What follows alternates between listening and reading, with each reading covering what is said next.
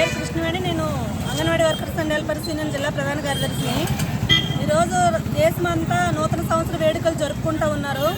దాదాపు 21 రోజుగా అంగన్వాడీలు సమ్మె చేస్తూ ఉంటే ఇవాళ ప్రభుత్వం సమస్యల పరిష్కారం చేయకుండా నూతన సంవత్సరం పూట కూడా ఇవాళ అంగన్వాడీలని తిండి తిప్పలు లేకుండా రోడ్ల మీద కూర్చోబెడుతున్న పరిస్థితి.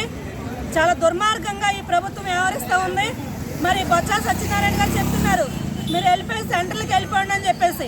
సమస్యల పరిష్కారం చేయడం మాకు చేత కాదు కాబట్టి మేము అంగన్వాడీ సమస్యల పరిష్కారం చేయలేము ఈ ప్రభుత్వం అని చెప్పేసి చెప్పండి. మీ చేతకంతనాన్ని మీరు ఒప్పుకోండి, అప్పుడు మేము ఆలోచిస్తామని చెప్పేసి ఈ సందర్భంగా ప్రభుత్వాన్ని హెచ్చరిస్తూ ఉన్నాం.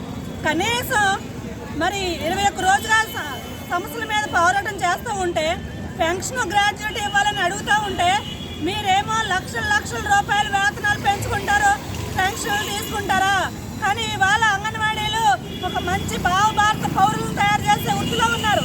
అలాంటి వర్కర్లకు మాత్రం మీరు వేతనాలు పెంచం, గ్రాడ్యుయేట్ ఇవ్వమని చెప్పేసి చెప్పడం అనేది చాలా దుర్మార్గం.